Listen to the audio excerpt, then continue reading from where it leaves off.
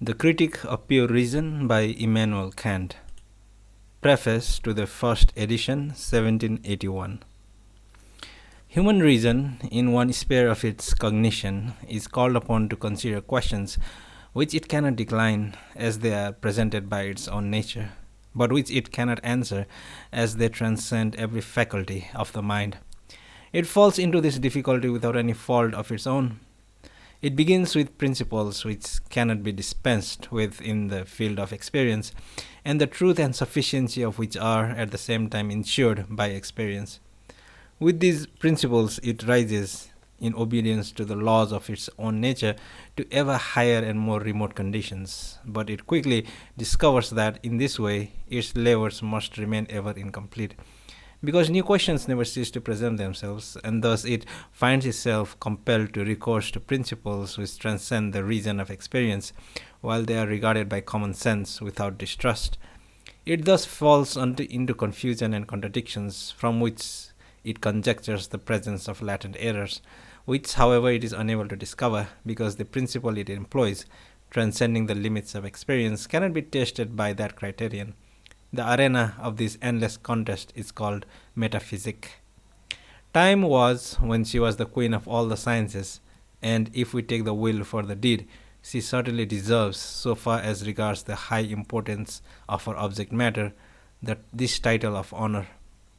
Now it is the fashion of the time to heap contempt and scorn upon her, and the matron mourns forlorn and forsaken, like Hecuba. Modo maxima rerum tur generis nastic potens non trahor exul in nobis. Ovid, Metamorphoses, chapter 11. At first, her government under the administration of the dogmatists was an absolute despotism.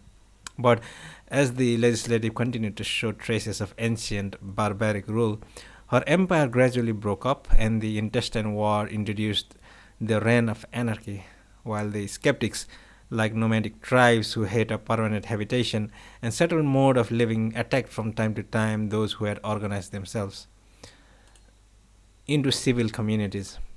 But their number was very happily small, and thus they could not entirely put a stop to the exertions of those who persisted in raising new edifices, although on no settled or uniform plan. In recent times, the hope dawned upon us of seeing those disputes settled, and the legitimacy of our claims established by a kind of physiology of human understanding, that of the celebrated Locke.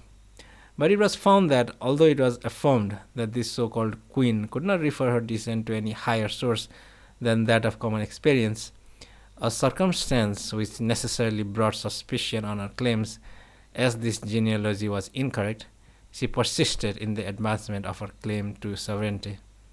Thus, metaphysics necessarily fell back into the antiquated and rotten constitution of dogmatism, and again became obnoxious to the contempt from which efforts had been made to save it. At present, as all methods, according to the general persuasion, have tried in vain, there reigns naught but weariness and complete indifferentism, the mother of chaos and night in the scientific world, but at the same time the source of, or at least the prelude to, the recreation and reinstallation of a science when it has fallen into confusion, obscurity, disuse from ill-directed effort. For it is in reality vain to profess indifference in regard to such inquiries, the object of which cannot be indifferent to humanity. Besides these pretended indifferences, however much they may try to disguise themselves by the assumption of a popular style or by changes of language of the schools, unavoidably fall into metaphysical declarations and propositions which they profess to regard with so much contempt. At the same time, this indifference, which has arisen in the world of science and which relates to that of knowledge, which we should wish to see destroyed the last, is a phenomenon that well deserves our attention and reflection. It is plainly not the effect of levity, but the matured judgment of the age, which refuses to be any longer entertained with illusory knowledge. It is in fact a call to reason again to undertake the most laborious of all tasks, that of self-examination, and establish a tribunal which may secure it in its well-grounded claims, while it pronounces against all baseless assumptions and pretensions, not in an arbitrary manner, but according to its own external and unchangeable laws. This tribunal is nothing less than the critical investigation of pure reason. But I do not think that those which rest upon a secure foundation such as mathematics and physical sciences, etc., in the least deserves this reproach, but that they rather maintain their ancient fame, and in the latter case indeed far surpass it. The same would be the case with other kinds of cognition, if their principles were but firmly established. In the absence of this security, indifference, doubt, and finally severe criticism are rather signs of profound habit of thought. Our age is the age of criticism, to which everything must be subjected. The sacredness of religion and the authority of legislation are by many regarded as grounds of exemption from the examination of this tribunal. But if they are exempted, they become the subjects of just suspicion and cannot lay claim to the sincere respect which reason accords only to that which has stood the test of a free and public examination. I do not mean by this a criticism of books and systems, but a critical inquiry into the faculty of reason with reference to the cognitions to which it strives to attain without the aid of experience. In other words, the solution of question regarding the possibility or impossibility of metaphysics and the determination of the origin as well as of the extent and limits of this science, all this must be done on the basis of principles. This path, the only one now remaining, has been entered upon by me, and I flatter myself that I have in this way discovered the cause and consequently the mode of removing all the errors which have hitherto set reason at variance with itself in the sphere of non-empirical thought. I have not returned an evasive answer to the questions of reason by alleging the inability and limitation of the faculties of the mind.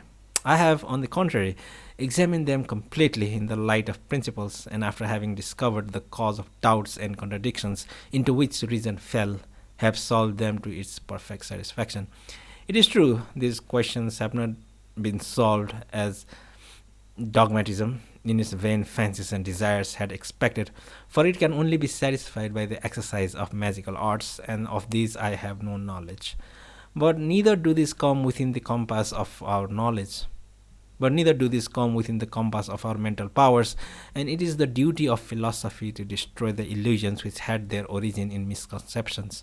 Whatever darling hopes and valued expectations may be ruined by its explanation.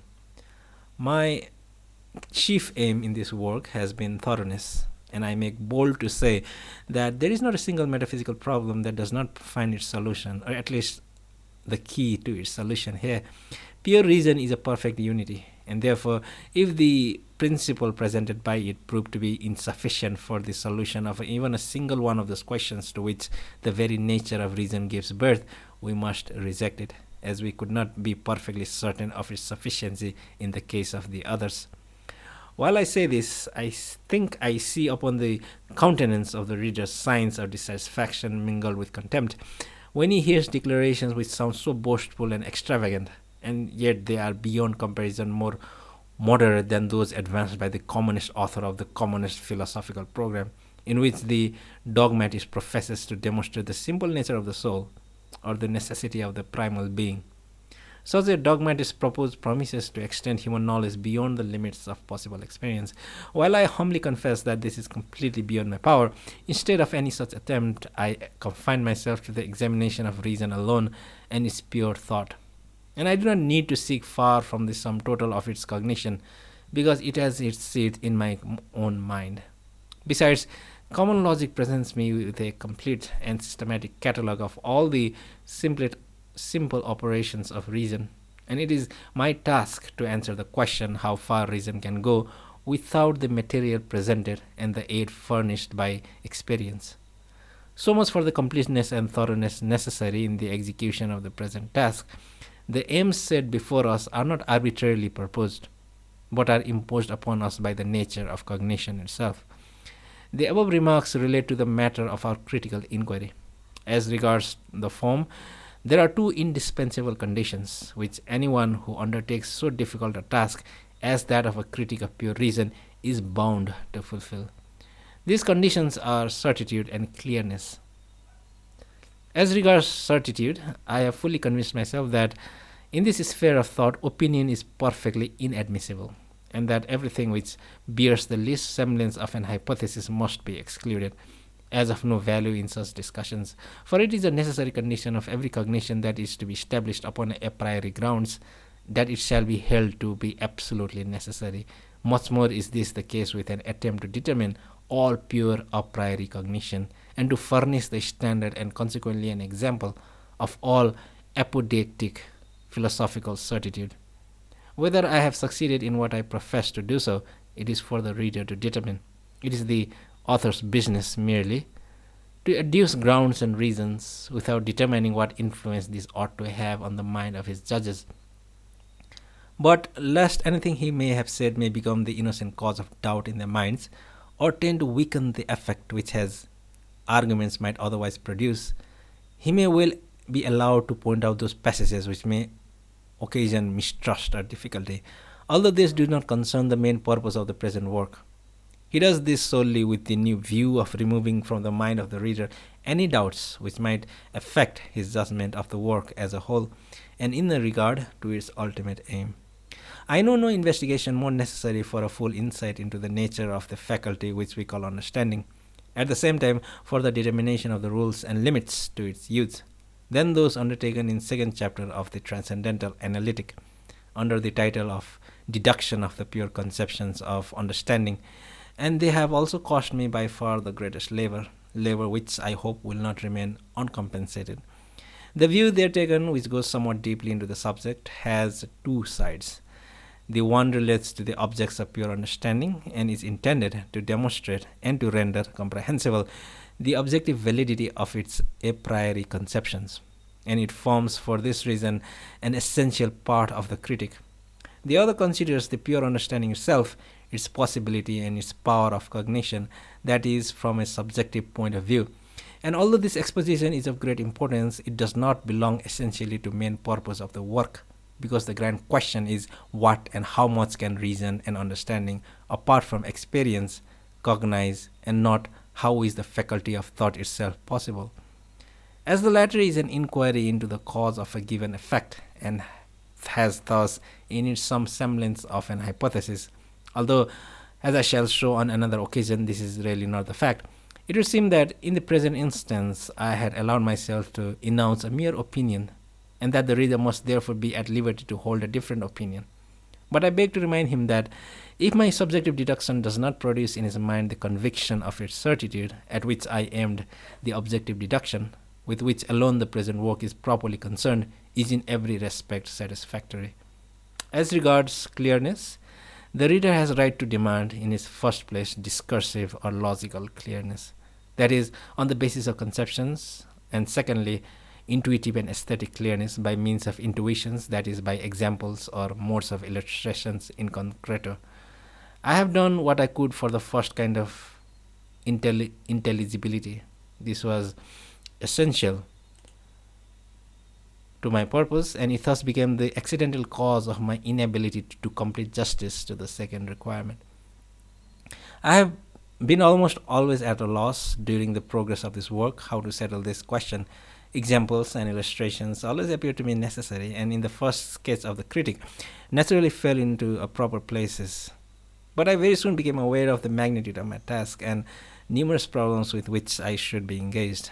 And as I perceived that this critical investigation would, even if delivered in the driest scholastic manner, be far from being brief, I found it unadvisable to enlarge it still more with examples and explanations which are necessary only from a popular point of view.